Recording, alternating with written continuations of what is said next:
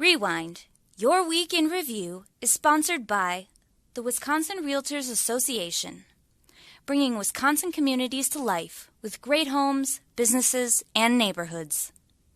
The Wisconsin Realtors Association, the voice of real estate. This week on Rewind, Your Week in Review. Republicans passed legislation that would penalize school districts who talk about critical race theory in the classroom. Plus, healthcare workers could face jail time if they don't step in to save a child who survives an abortion. And a top Democrat has some advice for election clerks who might be subpoenaed under a GOP election investigation. All this and more on Rewind, Your Week in Review for October 1st. Hi, I'm Emilee Fannon. And I'm J.R. Ross. So we had our first, back to the Capitol for lawmakers. It's been many, many weeks as they had come back from their summer break. We had a fall session, and last week we kind of coined the phrase of it as a back-to-school session. The Assembly and Senate was in, and they approved a whole host of bills. A majority of them were the same ones related to a lot of school districts and overall this what's being taught in the classroom. So let's just kind of go through some of the big ones. One bill that passed would require school districts to post curriculum for each grade level online.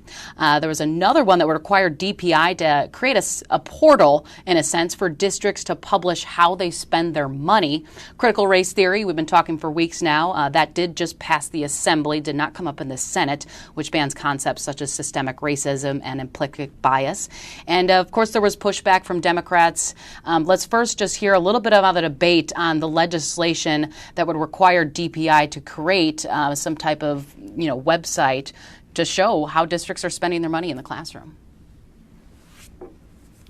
If we were to take out the private school aspect of what the senator from the 7th is getting at and put in a road building company, put in, oh my God, Weedick stuff, there would be overwhelmingly bipartisan support on amendment similar to this to hold the entity getting the money accountable, except for private schools. This whole, just spend $200-some million and trust us. I've got some colleagues on the other side of the aisle on any other agency who did that would say hell no. Absolutely hell no, except for private schools. There's a reason they were not included in this bill, because they have extensive auditing currently. They have very different funding sources. So yes, that some of them do take money from the taxpayers, as in private choice vouchers that are given to parents of low-income families so that they can place their children in the school of their choice. But that's only one of their funding sources. There's private funding that comes into play. There's large endowments and donations. And there's also different parents that are paying. In addition to that, they have far stricter reporting than what our public schools do, while still protecting the private funders of these schools. So the transparency is already there.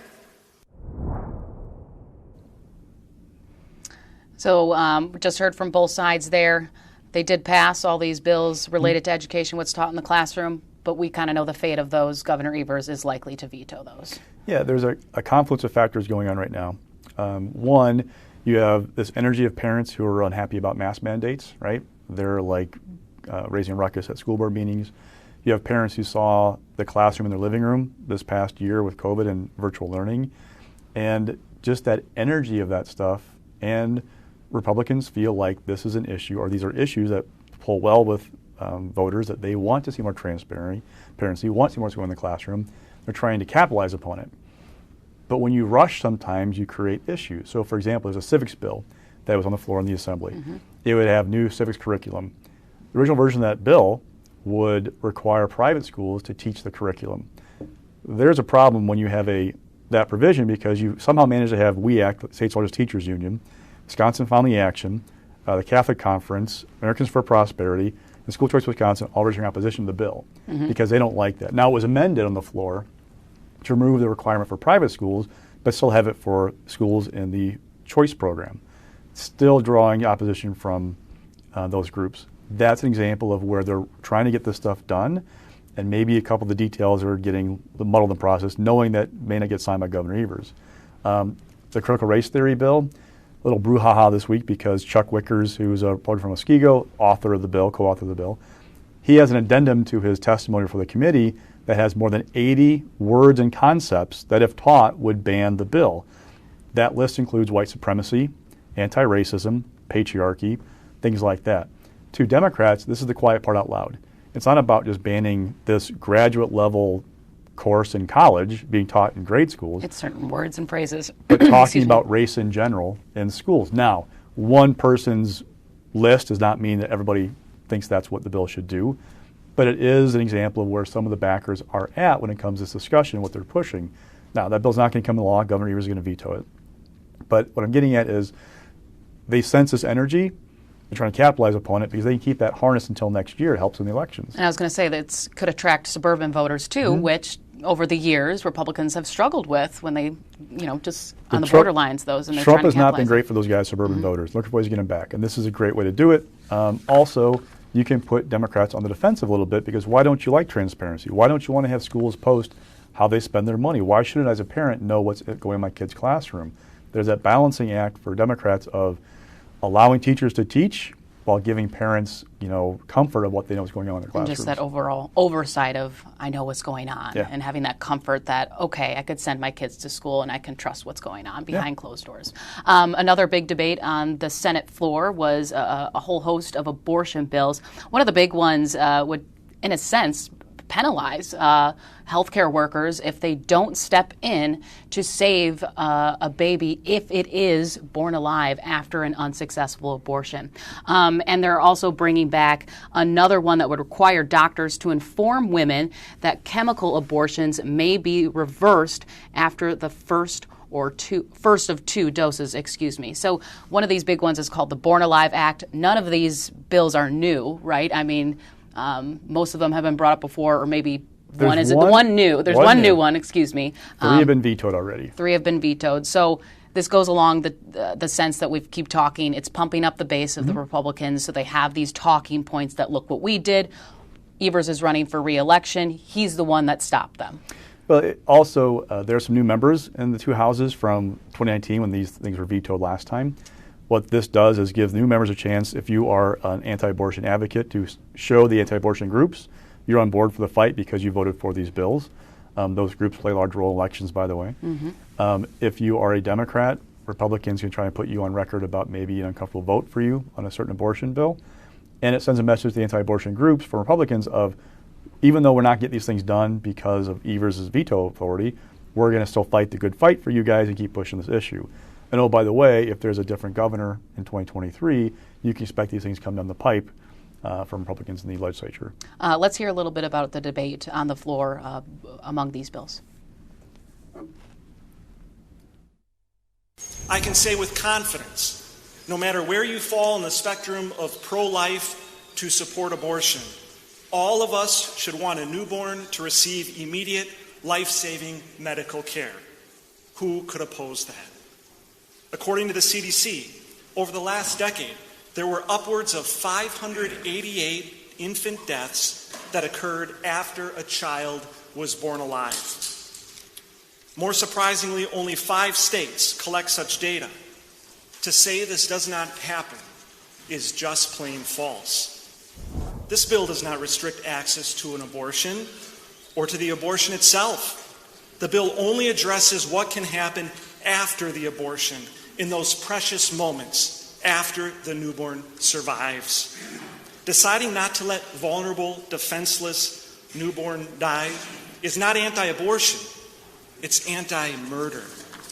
It is time for our entire legislature to stand up and affirm the universal truth that all life matters. This bill, to be frank, is aggressive political garbage built on lies. Doctors already have an obligation, legal and ethical, to provide appropriate medical care, and to suggest otherwise is offensive. What's true?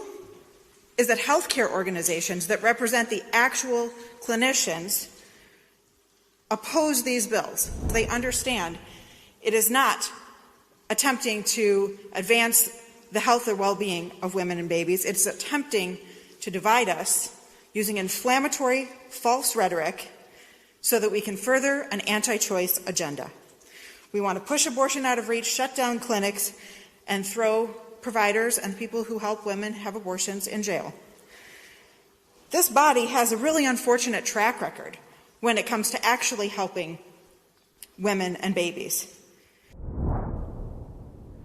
Now let's move on to some movement on redistricting. The big release of Governor Evers' creation of the People's Maps just released their draft maps. They're not final, but kind of the key takeaway, there was only slight changes that gave Democrats a little bit more of an advantage, but overall Republicans kind of had this, not same majorities, but nothing crazy, I guess you could say, when you look at the differences. So a couple things to make in mind. These are 3 drafts for each set of maps, so Assembly, Senate, and congressional lines. There are dramatic changes proposed in each map compared to current lines in some ways, but the overall partisan balance of the maps doesn't change much because of geography. So Democrats tend to live in urban areas, Republicans are more spread out, including rural ones. Look at geography, it's harder to draw a 50-50 map because of that. Now, looking at the partisan balance first, and I know I'm a geek about this stuff, so bear with me, but if you took the lines that were proposed Thursday evening as drafts, if they were in place in 2018, the governor's race, which was decided by 1.1 percentage points, Scott Walker would have won, I believe, 56, 58, or 59 assembly seats. He won 63. So it's a little bit less of an advantage for Republicans, but not much. The Senate side, he would have won 17, 19, or 20 seats. He won 21. Now, that's not to say that if you had these lines in place, Democrats would have won X seats or Republicans Y, because you have candidates and money and message that matter at legislative races. Top of the ticket numbers are basically a good starting point for a discussion of districts to see what their partisan makeup is. It shows you that even with this effort to draw a quote-unquote fair map, it's hard because of geography. Now, there are requirements under federal law for any map. There's the Voting Rights Act. They deal with racial composition of districts. Looking at these drafts in the Assembly and the Senate, they would produce fewer minority-majority districts than we have in current law. That is a problem. I believe we right now have 6 majority black districts by voting age population in the Assembly. These maps would have at best 4. There are currently 2 black majority voting age population Senate districts. At best you'd have 1. One map has 0. Hispanic representation, you have right now 2 majority Hispanic districts in the Assembly. There would be, I believe, 1 at best on the Assembly ones. That's an issue. Now, again, these are drafts. I was just going to say they're going to go back, get some public input, and then finalize them. So nothing final, but obviously some things are off. So we'll take some input. They will have to address that issue in the final map that they produce. But it shows you, again, that it's not that easy to draw a fair map. Right.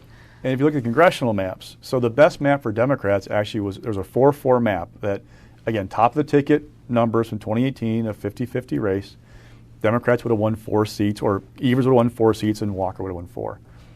But in that map, there are dramatic changes. Like you take the 6th district, which, you know, if you look at the, trying to look at the camera, so the thumb of Wisconsin, right? The 6th right now is kind of here. It would take Fox Valley communities and go west across to Stevens Point and Wisconsin Rapids. That's a dramatic change. Yeah. Dane County, the 2nd district, would go Dane, Jefferson, and Dodge counties. That would be a dramatic change where we are now. The 1st district would grab everything from Kenosha County across to Rock County. That would be big changes to get to a 50-50 map. Again, I don't know what the Voting Rights Act stuff looks like with that. I haven't dove into that yet. But you'd have to have dramatic changes to make it quote-unquote fair. I don't know how it's going to hold up in the ultimate process. Again, they're going to take input and do a map, but expect these maps to not be the final map because they have issues that they have to address. Right, and we still haven't really heard from GOP leaders how they feel about these. Let's first hear from members on this People's Maps Commission, what they had to say shortly after releasing them. Gerrymandered maps make life easier for politicians. They silence voters with unaccountable elected officials who cruise to victory in high partisan performing districts. After all, we run for office, right? But if we get lazy, we should lose, right?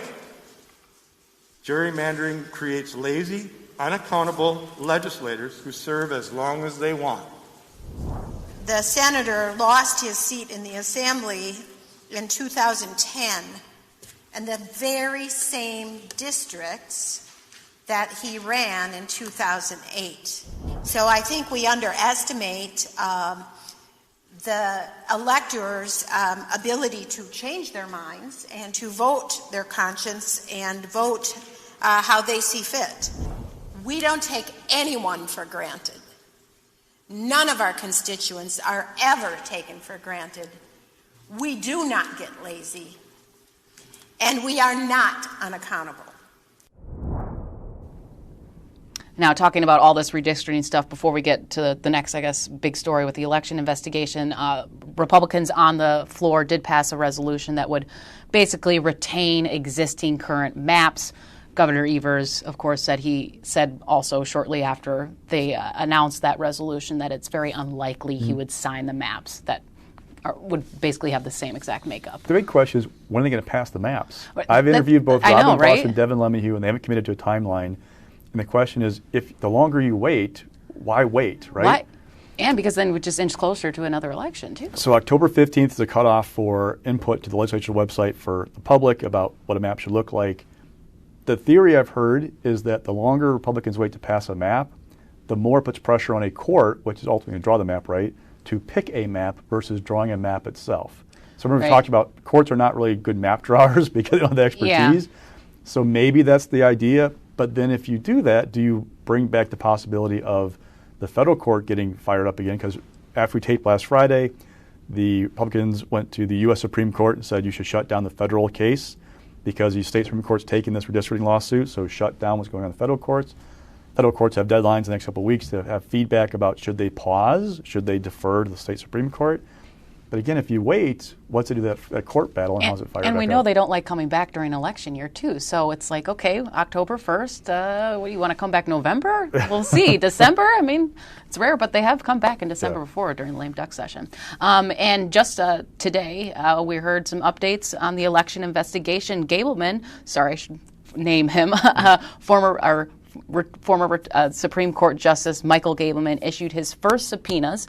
They were signed by Speaker Voss, and it was to Green Bay's clerk. Yeah, so we don't know. The first one we got confirmation was the Green Bay clerk. It is a request for a lengthy list of records. The clerk told us that much of it's on the website already, but that she was directed to be in Brookfield October 15th and to bring these documents with her. It includes how the election was paid for. Remember, there were private grants from a group funded by Mark Zuckerberg, the Facebook founder, that went to about 200 communities in Wisconsin to help pay for costs of putting on an election during a pandemic. The bulk of that money, however, went to Green Bay, Madison, Milwaukee, Racine, Kenosha, the biggest 5 cities. We've talked to several of the other cities so far. They have not gotten anything as of like 10:30 Friday morning. Right. But we're waiting for more signs of what's going on. Speaker Voss should have a statement sometime today about this. He signed the subpoenas to confirm them. So now the question becomes, what's Gableman want with this, and what's the next step going to be, and how is this hearing going to go down October 15th in Brookfield? Right, and she was told to bring these documents with. So, I mean, what if there's something she can't find that's kind of a tight deadline? You know, are courts going to get involved if other, like you said, Dane and maybe Racine or others just don't cooperate with it? It just kind of remains to be seen. And we also got more pushback and more from Governor Evers this week, who was criticizing the entire thing. And Assembly Speaker Voss, of course, defended the investigation and believes that there will be something that comes out of this when this is all over. We're not really sure on the deadline. He said sometime maybe late October, early November. So let's just listen from both sides on the issue and what they had to say when reacting to this investigation this week. All I can say is, if I was a clerk, I'd be lawyered up and make sure that you're doing the right thing. Everybody knows it was a good election. Everybody knows that there was no fraud. So for him to put that on the clerks, who frankly have all sorts of better things to do with their time, I think is a bit outrageous. It's a $700,000 boondoggle to prove something that's already been proven probably 100 times. I am supremely confident that at the end of the day, Justice Gableman will produce a report that shows that there were issues with the 2020 election. The goal is not to do anything with overturning the election. It's to make sure that we have every opportunity to have confidence that the results that occurred in 2020 were accurate. All a subpoena does is to say that you have to produce the record so other people can look at it. So my hope would be that Justice Gableman, through his investigation and through his outreach, doesn't need to do that he could just take a look with willing participants who say, hey, it's publicly funded, publicly run, let's show the public what happened. So I guess only time will tell. So, like we mentioned before, we're kind of waiting to see where this goes. About the October 15th, we just got Green Bay, and there could be plenty of others that soon follow. But, of course, going after that money that was involved in the 2020 presidential election. All right, let's also talk about unemployment. The big headline this week is that DWD signed a contract with a Madison IT-based company to start the process of overhauling the unemployment system. Of course, me and you and a lot of people remember, thousands of people, millions of people, were out of work after the pandemic, and the system basically failed. It was a very old, outdated system. There was a huge backlog. Now, DWD claims the backlog is gone, but there's still a lot of people waiting in adjudication, waiting to get these hearings.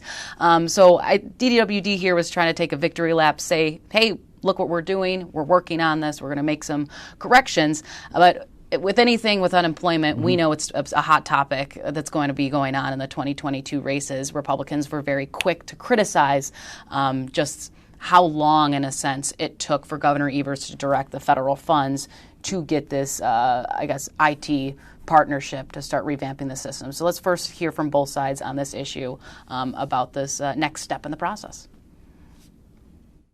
With the pandemic, we saw a significant increase, day over day back in March of 2020 with the sheer volume of claims that came in. And it was exacerbated in our state by the antiquated technology, all of the other pieces that were put in place, the plain language, the efficiencies in workflow, the document accessibility and upload, and the ability to increase communications through all of our various projects, all will help ensure that we don't have a backlog like every state experienced back in 2020. In terms of guarantees, I think we're putting all of the systems in place to ensure, to the best of our ability, that we are able to respond quickly to any changes we see in the future. Well, it's nice to see they've hired a company to start working on this. That's certainly a step in the right direction, but it's been so long. I mean, this whole UI thing is just an example of Governor Evers' failed leadership. This was a problem last year. He said at the beginning of this year it was a priority, but yet it still took 9 months to get this done. He's made a lot of excuses along the way without leading, blaming it on the legislature, saying he needed money. We said all along as a legislature, here's all the different ways you can pay for this. We see today it's all federal money, so he obviously didn't need money. It was just, he wasn't getting the job done. And it's disappointing in some ways, too, to look at this now and see that our biggest challenge right now for workforce-wise is just a lack of employees. And we've got a huge workforce shortage. And it would be nice if we had the Department of Workforce Development working on that issue instead of still trying to play catch-up on the failures of the last year and a half. So in a sense, I don't think Republicans want to give Governor Evers' administration any victories, regardless of what they do on unemployment. No, and this is going to be one of Evers' kind of three big challenges next fall. Biden in the White House, right? How's the party and part of the White House do in the midterms? Not very well. Recent history in Wisconsin, so how are Biden's numbers doing? Kenosha, in his response to the violent protests there last summer after Jacob Blake was shot by a police officer, and unemployment.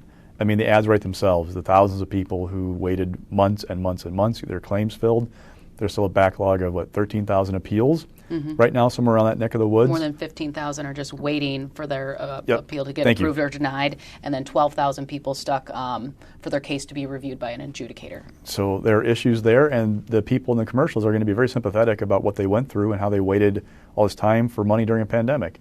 So it's going to be a challenge for him. The better he can clean this up, the better it is for him politically, as well as, if the system will work properly. But Republicans are not going to give him any credit for this. And, the argument's been, well, you should have done this months ago. Remember, Evers asked for money in a special session bill, about $5.3 million, to begin the process of revamping the system. Republicans said no. He asked for $80 million, roughly, but matches what's being spent here in federal money. In the budget, they said no. There's also $50 million in the budget for just basic UI administration, which wasn't necessarily about the computer system, but still, they pulled that out as well. So, and they've been arguing, you can do this on your own. You should be doing this already. You have the federal money to do it.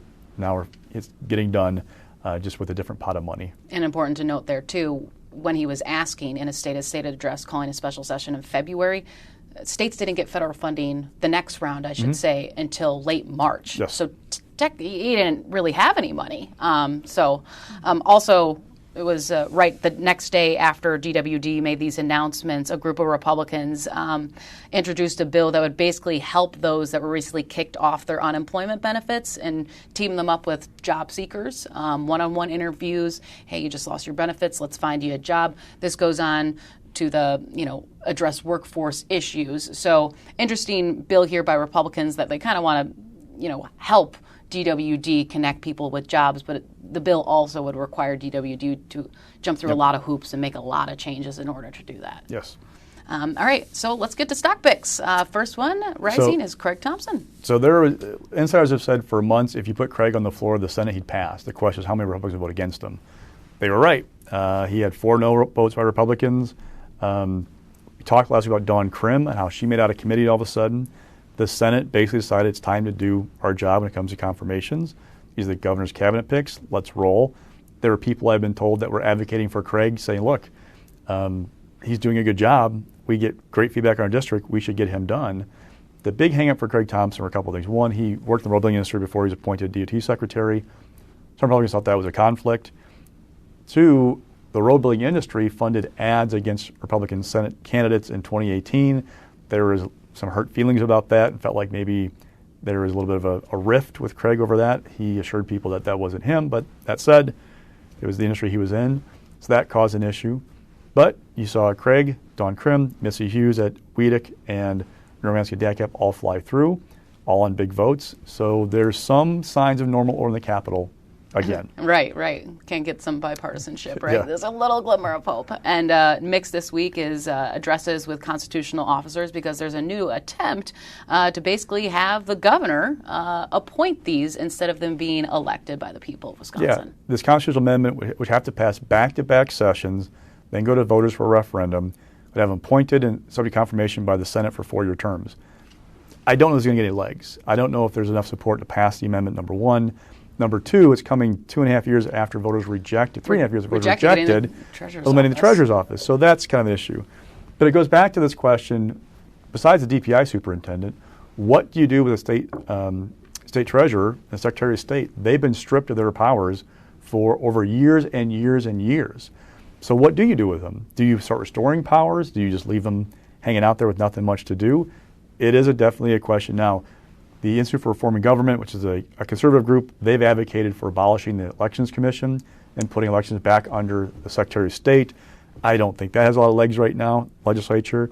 But it goes to show you, again, these offices don't have much to do. Right. And while you're paying these guys, what should you do with them? Exactly.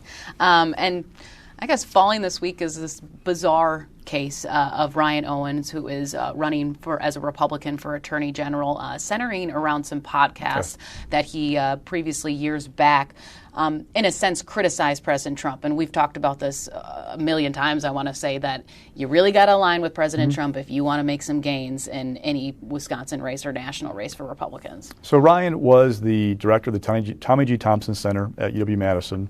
In doing that, he hosted all kinds of podcasts, people from Paul Ryan to Mark Buchan. 4 of the podcasts were pulled down. UW-Madison, at the request of Ryan Owens, Owens' campaign said he was not trying to hide anything. It was a file transfer issue, et cetera, et cetera. The four, though, two of them were with Never Trumpers, Mike Murphy, who is a national GOP operative. The other one, Charlie Sykes, who is the lead Never Trumper in Wisconsin, former talk show host. Third one with Ken Mayer, who is a professor at UW-Madison, has been a critic of the president before. Now, Owens insists there's nothing untoward here. This is a mistake. If you listen to the fourth podcast taken down, you could believe him because it's with a guy talking about renewable energy and like how conservatives would approach renewable energy in this environment. So there's nothing really odd there. However, in the other two, the Mike Murphy one, he doesn't say anything. Ryan doesn't say anything bad about President Trump, but Mike Murphy makes a comment that Trump doesn't like to be surrounded by competent people, essentially, and Ryan laughed. In the Ken Mayer one, there's talk about impeachment, and Owens kind of criticized the president's approach to this, said that it was political suicide, quote unquote, to release a transcript of the call with the Ukraine president, raise the specter of a cover-up. Is not necessarily like saying that Trump was horrible I don't support him or whatnot, but kind of little jabs here and there, and we know how things can blow up in the media, and just little jabs can go far away with voters. The issue is Ryan Owens is running for AG without any prosecutorial experience. Never been a prosecutor, never been a DA, actually has very limited courtroom experience. He's running with my reputation as a conservative, that I am like this pure conservative running for the cause to fight crime and all that kind of good stuff. But when your word is your campaign platform, whenever there are cracks in that foundation, it causes you a problem. Now, Eric Toney, the Fond du Lac County DA, who's the other Republican running for the nomination, he has issues as well, right? I mean, he charged but dropped charges against 10 people violating the stay-at-home order that governors issued in the early stages of the pandemic. That's a no-no with the Republican base these days. So he's got an issue with the base. If Owens has an issue with the base when it comes to Trump, that's a problem for him. Don't forget, he already got some grief from talk radio because he had made comments, somewhat nice comments about Governor Evers and his early actions in the pandemic. This is a problem for Owens. Again, if you're running on your reputation and your word, anything that shows a crack in that foundation, you've got a problem. What I don't know is does Toney have enough resources to make it hurt, right? Right. Because Owens outraised him like 6 or 7 to 1 in the first reporting period of the year. Toney really did not have a great reporting period. Can he get this word out and make a difference in the campaign? Owens still has the backing of a number of bigwigs in the Republican Party, which is good for him. I just don't know how it's going to play out in a primary, 10 months from now, 9 months from now. I was just going to say, we got 9-10 months to go, so we'll see what happens. All right, that will do it for this week. I'm Emilee Fannon. And I'm J.R. Ross. We'll see you next week.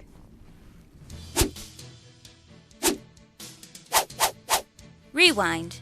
Your Week in Review is sponsored by the Wisconsin Realtors Association, bringing Wisconsin communities to life with great homes, businesses, and neighborhoods. The Wisconsin Realtors Association, the voice of real estate.